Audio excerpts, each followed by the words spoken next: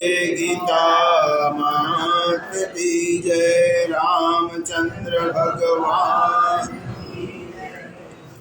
રામનવમીના પવિત્ર પાવન પર્વ ઉપર આપણે શ્રીમદ ભગવદ્ ગીતા અધ્યયન કેન્દ્ર સાથે પ્રત્યક્ષ અને પરોક્ષ રીતે જોડાયેલા આપ સૌ ગીતા પ્રેમી અધ્યયનશીલ અને જિજ્ઞાસુ ભાઈ બહેનોને સાદર નમન વંદન।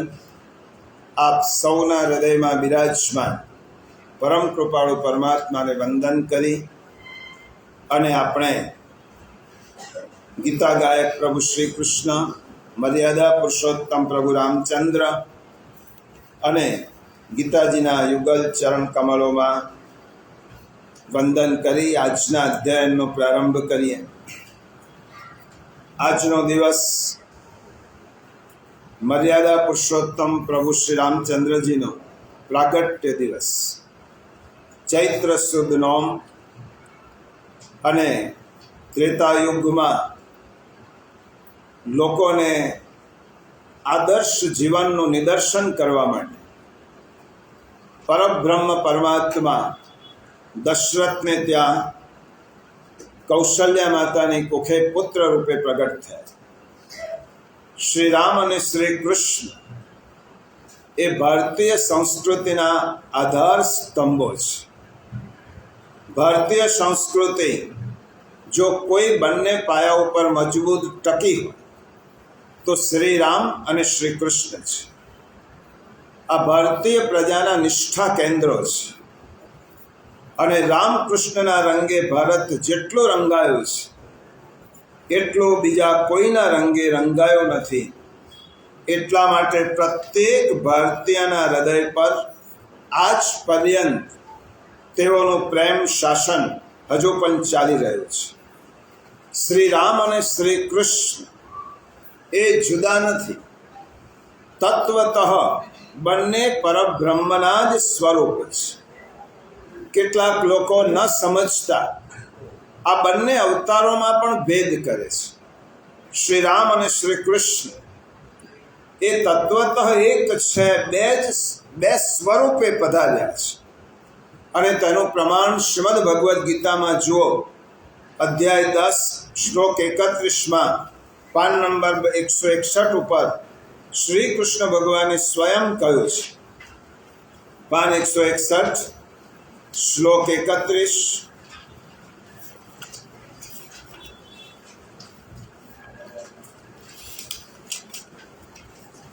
પવનઃ પવતામસ્મિ રામઃ શસ્ત્રભૃતામહં। હું પાવન કરનારોમાં વાયુ અને શસ્ત્રધારીઓમાં શ્રી રામ છું। આ કૃષ્ણ ભગવાને વિભૂતિ યોગમાં અર્જુનને કહ્યું, શ્રી રામ અને શ્રી કૃષ્ણ તત્વત એક હોવા છતાં બંને અવતારોએ જુદા જુદા યુગમાં સમાજને અને પરિવાર જુદી જુદી શીખ આપવા માટે અવતાર ધારણ કરે છે। પ્રભુ રામચંદ્રજીનો અવતાર સામાજિક વિકાસમાં કુટુંબની પરંપરા દ્રઢ કરવાનું છે અને કુટુંબના એકમને પકડીને પ્રભુ રામચંદ્રજીએ સમાજ વિકાસનો રસ્તો બતાવ્યો છે। માટે પિતૃ આજ્ઞા અનુચિત હોવા છતાં પ્રભુ રામચંદ્રજીએ તેનો સ્વીકાર કર્યો છે, જ્યારે શ્રી કૃષ્ણ સમાજના એકમને પકડીને સમાજનું નિયમન કરે છે। ટૂંકમાં પ્રભુ રામચંદ્રજી જે સમયે પ્રાગટ્ય થયું તે કાળમાં કુટુંબ એકમની સંસ્કૃતિને વિશેષ જરૂર હતી અને કૃષ્ણના કાળમાં સમાજ એકમની જરૂર હતી। રામચંદ્રજીના પ્રાગટ્ય પહેલા કુટુંબ સંસ્થા વિચ્છિન્ન બની હતી। ભાઈ ભાઈ પ્રત્યેનો, માતા પિતા પ્રત્યેનો એ જે પ્રેમ છે અને આદર છે એ લુપ્ત થયો અને શ્રી કૃષ્ણ પ્રભુના પ્રાગટ્ય વખતે સમાજની આધારશિલા તૂટી ગઈ હતી। એટલા માટે કુટુંબને ઉન્નત બનાવવા માટે નિદર્શન ભગવાને જે કહ્યું છે એનું આચરણ કેવી રીતે થાય તેનું નિદર્શન પ્રભુ રામચંદ્ર રૂપે અને પ્રભુ શ્રી કૃષ્ણ રૂપે પ્રગટ થઈને કર્યું છે. શ્રી રામ જે કરે તેનું અનુકરણ કરી શકાય, કારણ કે રામના ચરિત્ર કહેવાય, અને કૃષ્ણ ભગવાન જે કહે તે કરી શકાય, કારણ કે કૃષ્ણની લીલા છે. લીલા ચિંતનીય હોય અને ચરિત્ર એ અનુકરણીય હોય. શ્રી રામના ચરિત્રનું આચરણ થઈ શકે અને શ્રી કૃષ્ણની આજ્ઞાનું પાલન થઈ શકે. શ્રી કૃષ્ણ અને રામ વચ્ચે થોડોક ભેદ જોઈએ. શ્રી કૃષ્ણ એ મધ્યાહ્નનો તપતો સૂર્ય છે. એમની સામે એક ટક પણ નજર પણ ના જોઈ શકાય. અને શ્રી રામ એ ઉષાકાળનો એક બાલ સૂર્ય છે. તમે એમના સ્વરૂપની સામે જોઈ શકો, એ બાલ સૂર્ય છે. રામ એ ફક્ત અક્ષરો નથી, રામ એ આસ્થા છે. રામ એ ફક્ત શબ્દ નથી, શ્રદ્ધા છે. અને રામ એ ઈશ્વરનો પર્યાય છે. સુખદેવજીએ પણ શ્રીમદ ભાગવતમાં 9મા સ્કંદમાં કહ્યું, પરબ્રહ્મ પરમાત્મા મર્યાદા પુરુષોત્તમ રામ રૂપે પ્રગટ થયા છે. આ રામ નામનો મહિમા કેટલો શબ્દ ઘૂંટાયેલો હશે. હજારો લાખો વર્ષથી જે નામનું સ્મરણ કરોડો ને અબજો વખત સંતોએ, ઋષિઓએ, આચાર્યોએ કર્યો છે, એ શબ્દ કેટલો ઘૂંટાયેલો હશે. એ રામ નામનો મહિમા ભારતના મહાત્માઓએ મન મૂકીને ગાયો છે. રામ શબ્દમાં જે ર છે એ રેફ રૂપે અક્ષરોના છત્ર તરીકે શોભે છે. જેવી રીતે આપણે બોલીએ, અને મય અનુસ્વાર રૂપે અક્ષરોના મુકુટ મણિ રૂપે શોભે છે. જેવી રીતે ધર્મ બોલીએ તો મ ઉપર જે રકાર છે એને આપણે ર ઉચ્ચાર કરીએ છીએ. એટલા માટે ર એ રેફ રૂપે અક્ષરોના છત્ર તરીકે શોભે છે. અને અનુસ્વાર, દાખલા તરીકે દંપતિ, અનુસ્વારનો ઉચ્ચાર મ કરીએ છીએ. એટલે ર એ રેફ છત્ર રૂપે છે અને મ એ અક્ષરોનો મુકુટ મણિ છે. એટલા માટે રામ. આ રામમાં 3 અક્ષરો છે, ર, અ અને મ. ર એ અગ્નિબીજ છે. વશિષ્ઠ ઋષિએ નામાભિધાન કર્યું છે કૌશલ્યાનંદન પ્રભુ રામચંદ્રજી. ર એ અગ્નિબીજ છે, અ એ સૂર્યબીજ છે અને મ એ ચંદ્રબીજ છે. એટલે એક જ સ્વરૂપમાં સૂર્ય, ચંદ્ર અને અગ્નિ. સૂર્યનું તેજ છે, ચંદ્રની શીતળતા છે અને અગ્નિની ઉષ્મા છે. એક જ સ્વરૂપમાં પ્રભુએ 3 વસ્તુ છે. આ 3માં 2 વ્યંજન છે, ર અને મ, અને અકાર છે એ સ્વર છે. વ્યાકરણની ભાષામાં રામની વ્યાખ્યા કરીએ તો રમંતે યોગિનઃ અસ્મિન ઇતિ રામઃ. જેના સ્વરૂપમાં ઋષિઓ પણ આકર્ષિત થઈ જાય, પ્રભાવિત થઈ જાય, તેનું રામ રામ. યોગ્યો પણ જેને જોયા પછી તેનું ધ્યાન છૂટી જાય, તેનું નામ રામ.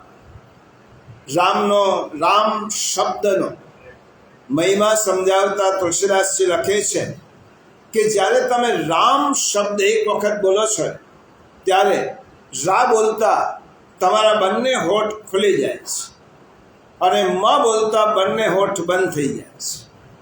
એનો અર્થ શું થયો? તમે જ્યારે રામ બોલો છો, રા ઉચ્ચારણ કરો છો, ત્યારે તે રા ઉચ્ચારણ કરતાં જ અંદરના બધા જ પાપો નીકળી જાય છે. અને મ ઉચ્ચારણ કરો છો એટલે બારણું બંધ થઈ જાય છે, કોઈ પાપ અંદર પ્રવેશી શકતો નથી. તુલસી રાકે કહત હી નિકસત પાપ બહાર. તુલસીદાસજી કહે છે રા ઉચ્ચારણ કરતા જ બધા જ પાપો નીકળી જાય. ફિર આવત પાવત નહીં દેત મકાર કિવા. પછી તમે મકાર બોલ્યા એટલે દરવાજો બંધ થઈ ગયો, પછી અંદર કોઈ વિકૃતિ કે પાપનો પ્રવેશ નથી. એટલા માટે રામ શબ્દ એ મનના વિકારોને દૂર કરવા માટે છે અને સદ્ગુણોને ગ્રહણ કરવા માટે છે. તેથી રામનો જાપ એ વ્યક્તિને પાવન કરે છે. એટલા માટે નામ સ્મરણનું અનુષ્ઠાન કરવાનો આપણે આગ્રહ રાખીએ છીએ. ગીતામાં પણ ભગવાને આ જ વાત કરી છે. રામ જપ જેટલો થાય, જે સ્થિતિમાં થાય, જે સ્થાને થાય, એ રામનો જપ એકૈકમ અક્ષરમ પુંસા. આપણે રામરક્ષામાં બુદ્ધ કૌશિક ઋષિએ કહ્યું છે, એકૈકમ અક્ષરમ પુંસા મહાપાતકનાશનમ. એક જ અક્ષર તમારા મોટા ભાગના પાપોનો નાશ કરે છે.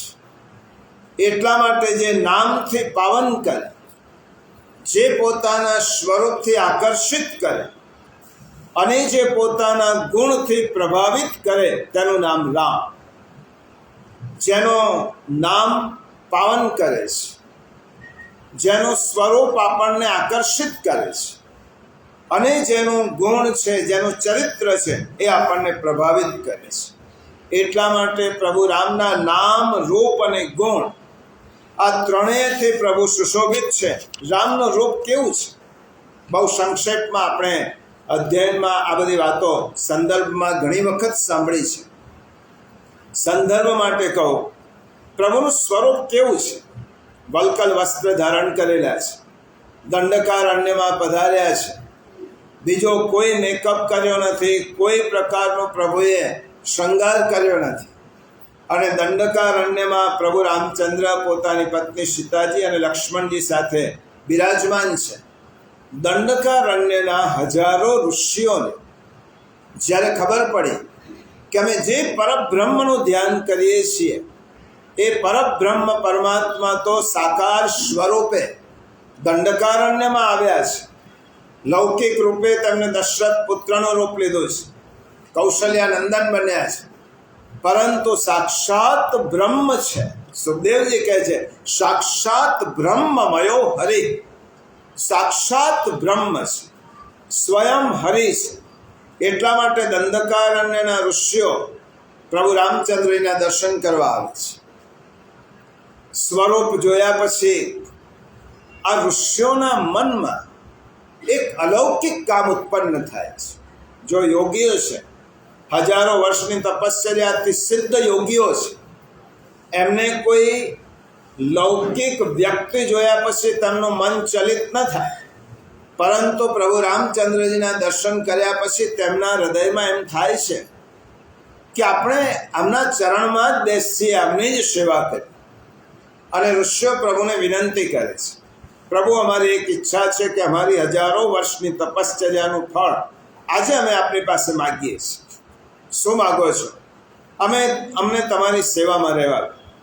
હવે અમારે ધ્યાન કરવા નથી જવું, સમાધિમાં નથી બેસવું, કારણ કે પ્રત્યક્ષ બ્રહ્મ જ્યાં બિરાજમાન છે સગુણ સાકાર રૂપે, તો અમે આપની સેવા કરીશું.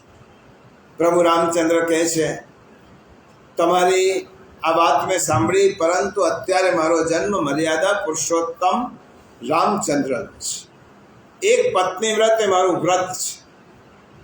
હું બીજા કોઈની સેવા વનવાસી તરીકે લઈ શકું નહીં. મારા ભાઈ લક્ષ્મણને છૂટ છે અને મારી પત્ની અર્ધાંગિની જનક નંદિનીને મારી સેવાની છૂટ આ વખતે મર્યાદા મેં સ્વીકારી છે. પરંતુ હજારો વર્ષની તપશ્ચર્યા પછી તમે મારી પાસે માગ્યું છે, તું આપ્યા વગર પણ નથી રહી શકતો. તો જાઓ, તમારું વરદાન આજે હું પૂરું નહીં કરું. પ્રાપ્તે સારસ્વતે કલ્પે વ્રજે ગોપ્યો ભવિષ્યત. હું જ્યારે મારો બીજો અવતાર દ્વાપરમાં વ્રજમાં પૂર્ણ પુરુષોત્તમ, પુષ્ટિ પુરુષોત્તમ શ્રી કૃષ્ણ પ્રભુ તરીકે લઈશ, ત્યારે મને કોઈ બંધન નહીં નડે, કોઈ મર્યાદા નહીં નડે. ત્યારે તમે બધા જ ગોપિકાઓ બનીને વ્રજમાં આવો છો. તમારી બધાની સાથે હું તમારી સાથે શ્રી અંગ આપી અને તમારી સાથે રાસ રચીશ. તમને મારા સ્વરૂપમાં આકર્ષણ થયું છે ને, તો તમારું વરદાન આ અવતારમાં નહીં પણ કૃષ્ણ અવતારમાં હું પૂર્ણ કરીશ. આ પ્રભુ રામચંદ્રજીનું સ્વરૂપ છે. પ્રભુનો ગુણ કેવા છે? રામના ગુણોનું વર્ણન કેટલા શ્લોકોમાં કર્યું છે? 100 પ્રવિસ્તરમ. 100 કરોડ શ્લોક. 1 કરોડ નહીં, 100 કરોડ. આટલા ભગવાનના ગુણોનું વર્ણન કર્યું છે. ચાણક્ય નીતિમાં ચાણક્ય ઋષિએ રામના ગુણોનું વર્ણન કરતા કહ્યું છે કે ધર્મે તત્પરતા, મુખે મધુરતા, દાને સમુત્સાહતા, મિત્રે અવંચકતા, ગુરૌ વિનયતા, ચિત્તેતિ ગંભીરતા, આચારે શુચિતા, ગુણે રસિકતા, શાસ્ત્રેષુ વિજ્ઞાતૃતા, રૂપે સુંદરતા, શિવે ભજનતા, ત્વય્યાસ્તિ ભો રાઘવ. હે પ્રભુ રામ, તમારામાં આટલા ગુણો છે. ધર્મમાં તત્પરતા છે, વાણીમાં મધુરતા છે, દાનમાં ઉત્સાહ છે, મિત્ર સાથે નિષ્પૃહતા છે, ગુરુજનો પ્રત્યે નમ્રતા છે, ચિત્તમાં ગંભીરતા છે, આચારમાં પવિત્રતા છે, ગુણોમાં રસિકતા છે, શાસ્ત્રમાં નિપુણતા છે, રૂપમાં સુંદરતા છે, શિવમાં ભક્તિ છે. આ ગુણો હે પ્રભુ તમારામાં શોભે છે. પ્રભુના ગુણો તો અનંત અગણિત છે. ટૂંકમાં નામ, રૂપ, ગુણ ત્રણેય જેના ઉત્કૃષ્ટ છે, ઉત્તમોત્તમ છે, તે શ્રી રામ છે. રામનું પાત્ર પણ જે ભજવે ને તેની વૃત્તિ પણ બદલાઈ જાય. રામાયણમાં એક પ્રસંગ આવે છે.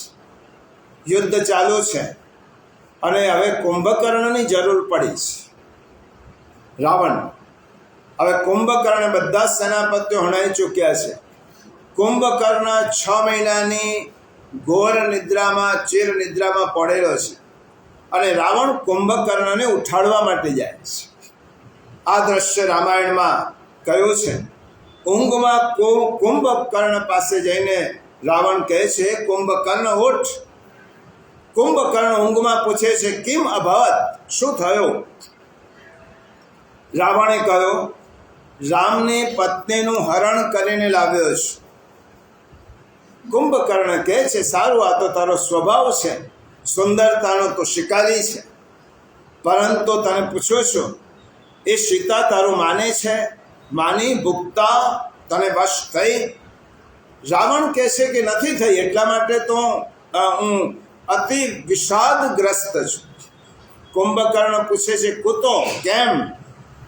રાવણે કહ્યું, એ રામ સિવાય કોઈનું ભજન કરતી નથી. હવે કુંભકર્ણ કહે છે, તું તો માયાવી છે. હે ભાઈ રાવણ, તું તો માયાવી છે. જો સીતા રામના સિવાય કોઈનું ભજન ન કરતી હોય તો તારી પાસે તો આવડત છે, સિદ્ધિ છે કે તું રામનું સ્વરૂપ લે અને રામ બનીને સીતા પાસે જા. તો સીતારામનું સ્વરૂપ જોયા પછી એ તને વશ થશે. રાવણ કહે છે કે એ પણ મેં કરી જોયું, પણ જ્યારે મેં રામનું સ્વરૂપ ધારણ કર્યો ત્યારે મારા હૃદયમાંથી સીતાને વશ કરવાની વૃત્તિ જ જતી. જ્યારે હું રામ બન્યો ત્યારે મારે ચિત્તની વૃત્તિ એટલી બદલાઈ ગઈ કે મારામાં સાત્વિકતા પ્રવેશી અને મને એમ લાગ્યો કે આ તો પરસ્ત્રીનો સ્પર્શ કેવી રીતે થાય. આ રામના ચરિત્રનો મહિમા છે. શ્રી રામના ગુણગાન શા માટે ગાવાના? હજારો વર્ષથી ત્રેતા યુગમાં થયેલા શ્રી રામના ગુણગાન આજના યુગમાં કેટલા પ્રસ્તુત છે. આજે રામના ગુણગાન કેટલા પ્રસ્તુત, હજારો લાખો વર્ષ થયા છે. મનુસ્મૃતિમાં મનુ ભગવાને કહ્યો, એ તદ્દેશ પ્રસૂતસ્ય શકાસાદ અગ્રજન્મનઃ સ્વમ ચરિત્રમ શિક્ષેરન પૃથિવ્યામ સર્વમાનવા. જ્યારે પરબ્રહ્મ પરમાત્માને એમ થાય કે મારે જગતના લોકોને શીખવવું છે કે કેવી રીતે જીવવું, ત્યારે જગતના લોકોને પોતાના આચરણથી ઉપદેશ આપવા માટે પ્રભુ જન્મ ધારણ કરે છે. શ્રી રામનો અવતાર માનવ જાત માટે માર્ગદર્શન રૂપ છે. પ્રત્યેક માણસ રામ જેવો બની શકે છે એટલું સરળ વ્યક્તિત્વ છે. રામો ભૂત્વા રામમ ભજે. અને આ ભગવાનનું ચરિત્ર લખવા માટે મહર્ષિ વાલ્મીકીને પોતાનું તપ છોડવાની જરૂર નહોતી. હજારો વર્ષની તપ કરતા વાલ્મીકી ઋષિ બેઠા છે. એમને શા માટે તપ છોડ્યું? વાલ્મીકી રામાયણમાં આ ઘટના આવે છે અને આપણે સંદર્ભમાં સાંભળેલી છે. વાલ્મીકી ઋષિ ક્રૌંચ પક્ષીના શિકાર પછી એમનું ચિત્ત અસ્વસ્થ થયું છે. અને એમને જ્યારે અસ્વસ્થતા પ્રાપ્ત થઈ નારદ ઋષિ આવે છે અને નારદ ઋષિ કહે છે કે હે ઋષિ, તમારા ચિત્તમાં સ્વસ્થતા ધારણ કરો, કારણ કે હું જાણું છું કે તમે દ્રશ્ય જોયો છે, નિર્દોષ પક્ષીને એક પારધી હણી નાખ્યું છે, એ તમારાથી જોવાયું નહીં. એક જ કામ કરો કે આજ યુગમાં પરબ્રહ્મ પરમાત્મા દશરથને ત્યાં પુત્ર રૂપે પ્રગટ થયા છે, તેમનું આખું ચરિત્ર તમે વર્ણન કરો. વાલ્મીકી ઋષિએ જ્યારે રામાયણ લખ્યું ત્યારે પ્રભુ રામચંદ્રજીની હયાતી હતી દશરથના પુત્ર રૂપે, એટલે વાલ્મીકી ઋષિએ જે જોયું છે તે લખ્યું છે. રામના ચરિત્રને જોતા ગયા અને વાલ્મીકી ઋષિ લખતા ગયા. એટલા માટે આ વાલ્મીકી ઋષિ એ વાલ્મીકી રામાયણમાં પ્રભુનો ઉલ્લેખ કેવી રીતે કર્યો છે? આત્માનમ માનુષમ મન્યે રામમ દશરથાત્મજ. એ ભગવાન રામના મોડે બોલાવે છે, હું કોણ છું? આત્માનમ માનુષમ મન્યે, હું મનુષ્ય જ છું. દશરથાત્મજ, દશરથના પુત્ર રૂપે આવ્યો છું. વાલ્મીકી ઋષિને એમ થયો પરબ્રહ્મ રૂપે હું રામનું વર્ણન કરીશ તો લોકો એમ માનશે કે આ તો ભગવાન છે અને ભગવાન બધું કરી શકે, આપણું કામ નહીં. એટલા માટે વાલ્મીકી ઋષિએ માણસ રૂપે આદર્શ માનવ તરીકે પ્રભુ રામચંદ્રજીના ચરિત્રને ચિત્રણ કર્યું છે વાલ્મીકી રામાયણમાં. રામ જીવનના પ્રત્યેક મોરચા ઉપર લડ્યા છે. શા માટે રામના ચરિત્રનું ગાન કરવાનું, પૂજા કરવાની, પાઠ કરવાનો, એ તો આપણી કૃતજ્ઞતા છે. પરંતુ પ્રભુ રામ જીવનના દરેક મોરચા ઉપર અડગ બનીને ઊભા રહ્યા છે. રામે જીવનની લડાઈ લડતા શીખવી છે. જ્યારે પરિવારમાં વિસંવાદિતા હોય, તમારો અનાદર થાય, તમને ઘેરેથી કાઢી મૂકવામાં આવે કોઈ પણ વાંક વગર, ત્યારે પરિવાર સાથેનો તમારો સંબંધ કેવો રહે છે? પ્રત્યેક લડાઈ રામે લડ્યા છે અને તેમાં યશસ્વી બનીને ઊભા રહ્યા છે. એ પુત્ર તરીકે હોય, ભાઈ તરીકે હોય, મિત્ર તરીકે હોય, શત્રુ તરીકે હોય, દરેક મોરચા ઉપર રામચંદ્ર પ્રભુ લડ્યા છે. લોકોત્તર પુત્ર, લોકોત્તર પતિ, લોકોત્તર રાજા, લોકોત્તર બંધુ, લોકોત્તર મિત્ર અને લોકોત્તર શત્રુ, આટલી રામચંદ્રજીની ભૂમિકા છે. એટલા માટે વાલ્મીકી રામાયણમાં દશરથ રાજા કહે છે, મારું દુર્ભાગ્ય છે કે મારો પુત્ર રામ મારું માનતો જ આવ્યો છે. એક વખત દશરથને એમ થયો, આ વરદાન કૈકેયીને આપ્યા પછી દશરથ રાજાને થયું કે મને બેડીઓ બાંધીને પણ, જેલમાં બંદીવાન બનાવીને પણ રામ રાજ્ય ગાદી ઉપર બેસે, આવી મારી ઈચ્છા છે. ત્યારે દશરથના મોડે વાલ્મીકી ઋષિ બોલાવે છે, આ જ મારું દુર્ભાગ્ય છે કે મારો પુત્ર મારું બધું જ માનતો આવે છે. અને એટલા માટે પુત્ર તરીકે વચનનું પાલન કર્યું છે. વચન શા માટે માગ્યું એ રામે પૂછ્યું નથી.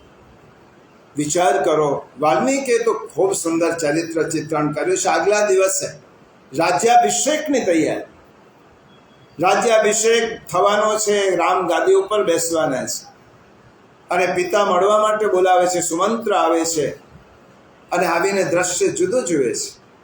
કૈકેયીના વરદાનથી દશરથ રાજા એ મૂર્છાવસ્થાને પામે છે.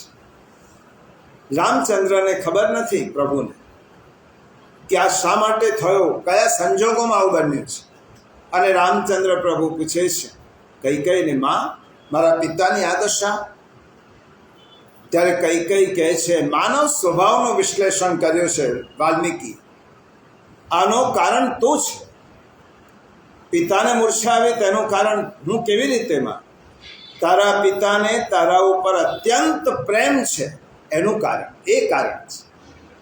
કોઈ પણ પિતાને પુત્ર ઉપર પ્રેમ હોય નવું નથી.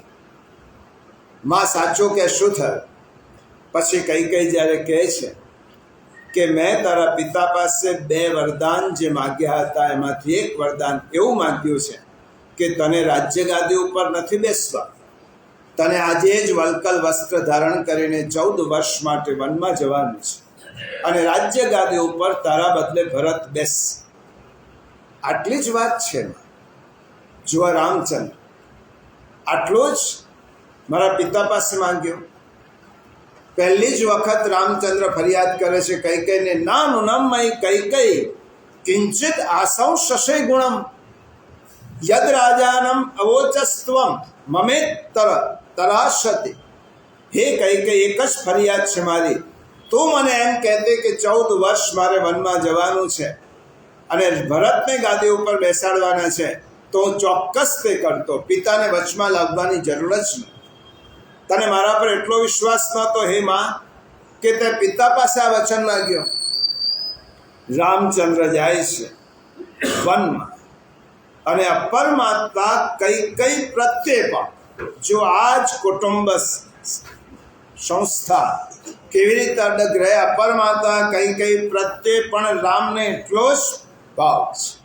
જતા જતા કૈકેયીને વંદન કરીને રામ જાય છે અને વંદન કરીને જાય છે. 14 વર્ષ વનમાં રહે છે. 14 વર્ષ વનમાં રહ્યા પછી પહેલા પ્રણામ કૈકેયીને કરવામાં આવે છે. અને પહેલું તો કૈકેયીને રામચંદ્ર વનમાં જતા પહેલા કહે છે, માં તે ભરત અને મારા પ્રત્યે પક્ષપાત કર્યો છે.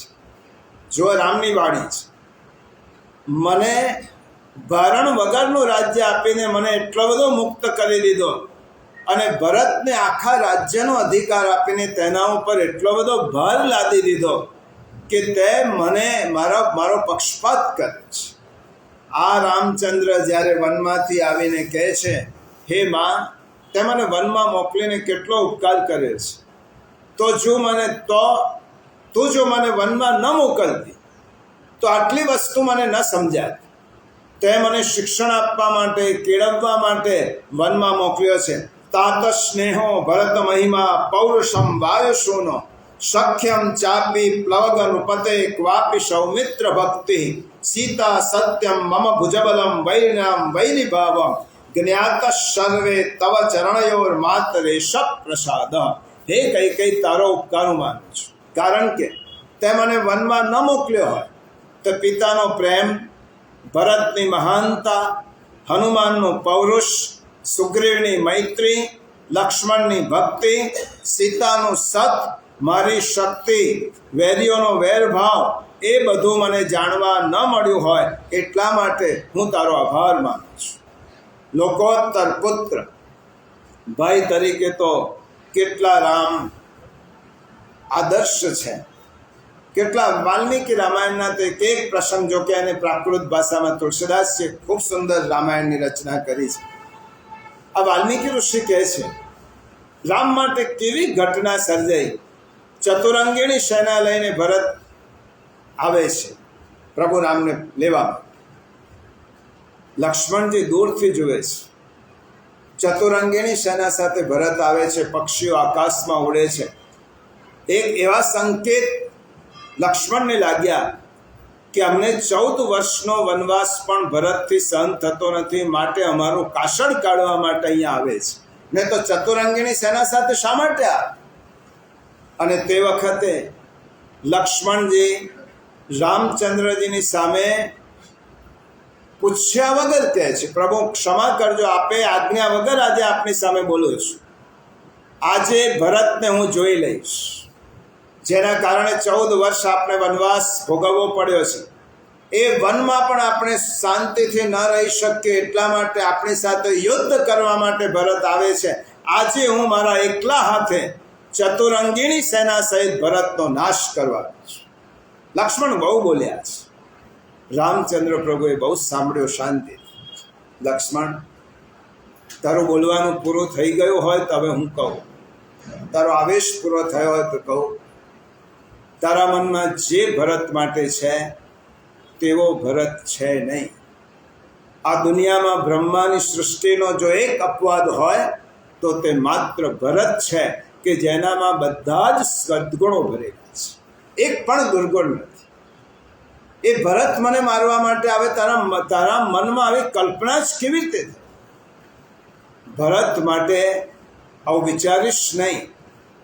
એક બાજુ ભરત પ્રત્યેનો પ્રેમ અને બીજી બાજુ 14 વર્ષ સુધી જેને નિદ્રાનો પણ ત્યાગ કર્યો છે તેવો લક્ષ્મણ. કયા ભાઈને ન્યાય કરે? બહુ જ પ્રેમથી અને વાલથી લક્ષ્મણને સમજાવ્યું છે પ્રભુ રામચંદ્રજી. હે લક્ષ્મણ, તો ભરતને ઓળખવામાં આજે થાપ ખાઈ ગયો અને ભરતના બહુ જ રામચંદ્રજી તેનો મહિમાનું ગાન કરે છે. હું તને પણ છોડી શકું એમ નથી, કારણ કે તું ત્યાગ મૂર્તિ છે, અને ભરતને પણ છોડી શકું એમ નથી, કારણ કે જેનો શ્વાસે શ્વાસ મારા માટે જ ચાલે છે. એટલા માટે ભગવાનની ભક્તિ બે રીતે કરવાની હોય.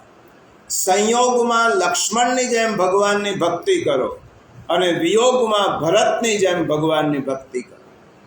સંયોગ છે તો લક્ષ્મણની જેમ સેવારત, અને સંયોગ નથી તો ભરતની જેમ સ્મરણરત રહી અને ભગવાનની ભક્તિ કરવાની.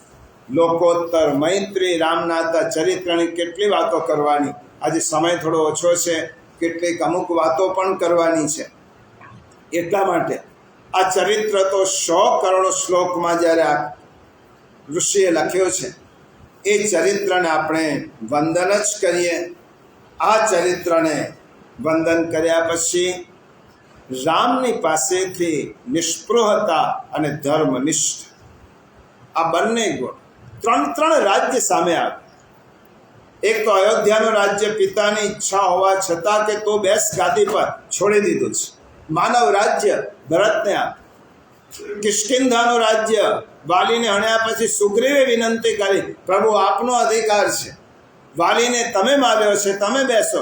ત્યારે વાનરોનું રાજ્ય સુગ્રીવને આપ્યું. અને લંકા પોતે જીત્યા હતા. સોનાનું રાજ્ય, એમ કહેવું હોય તો આજનું અમેરિકા સ્ટેટ, સંપૂર્ણ સમૃદ્ધ રાષ્ટ્ર, એ લંકાનું રાષ્ટ્ર મળ્યું છે. વિભીષણ હાથ જોડીને વિનંતી કરે છે, પ્રભુ આપ રાજ્ય ગાદી શોભાવો. ત્યારે પ્રભુ રામચંદ્રજીએ વિભીષણનો રાજ્યાભિષેક તો પહેલેથી જ કરી દીધો હતો, એને ગાદી પર બેસાડે છે. લક્ષ્મણ કહે છે, લક્ષ્મણ થોડા આપણા જેવા પ્રેક્ટિકલ, પ્રભુ આખું રાજ્ય આપ્યું છે, પણ તિજોરીનો અધિકાર આપણી પાસે રાખ, કોષ આપણી પાસે. વાલ્મીકી ઋષિએ લખ્યું છે, પ્રભુ રામચંદ્ર લક્ષ્મણને કહે છે, વિકૃતે કરીણીમ અંકુશૈ વિવાદ. હાથીનો હાથે વેચી દીધા પછી કોઈ અંકુશ માટે વિવાદ કરતું હશે તો આટલા માટે શું કામ વિવાદ કરે છે? આપણે તો બધું જ આપ્યા પછી કશું જ નહીં રાખવા. અને આ રામનું બીજું પાસું છે, રામનો જે પુષ્ટિ માર્ગીય રામનું જે લક્ષણો છે, હનુમાન માટે, ભરત માટે, શબરી માટે, કેવટ માટે, ગો માટે, એ ક્યારેક બીજા કોઈ પ્રસંગે જોઈશું. રામ નામની મધુરીમાં એટલી છે, ભૌતિક દ્રષ્ટિએ જોશો તો એમાં ભાવ છે, રાજકીય દ્રષ્ટિએ જોશો તો તેમાં તેજ છે, સામાજિક દ્રષ્ટિએ રામને જોશો તો તેમાં જીવંત જીવન છે, અને આધ્યાત્મિક દ્રષ્ટિએ રામના ચરિત્રને જોશો તો તેમાં મોક્ષ છે. આવા રામચંદ્ર પ્રભુના ચરિત્ર આપણે પરિવારમાં આપણી જે ભૂમિકા છે તેને બરાબર નિભાવી અને રામનું સાચું પૂજન કરીએ. રામની ભૂમિકા સાથે તાદાત્મ્ય સાધીને જ્યારે રામનું પૂજન કરશો તો જ રામનવમી સાર્થક થશે. રામને આદર્શ બનાવો. પુત્ર પિતા માતા પિતાનું અવમૂલ્યન કરો છો અને સુંદરકાંડનો પાઠ કરો છો. પ્રભુ રામચંદ્ર કોઈ દિવસ પ્રસન્ન થશે ખરા? તમે રામચંદ્ર ભગવાનના નામનો જપ કરો છો અને ભયથી તમને ડર લાગે છે તો રામચંદ્ર પ્રસન્ન થશે ખરા? તમે એક માણસને અસ્પૃશ્ય ગણો છો અને રામની ભક્તિ કરો છો તો રામ પ્રસન્ન થશે ખરા? આ જ વાલ્મીકીનો સંદેશ છે. રામના જેવું જીવન જીવો. રામો ભૂત્વા રામમ યજે. રામના જેવું જીવન જીવીને રામનું પૂજન અર્ચન કરવા.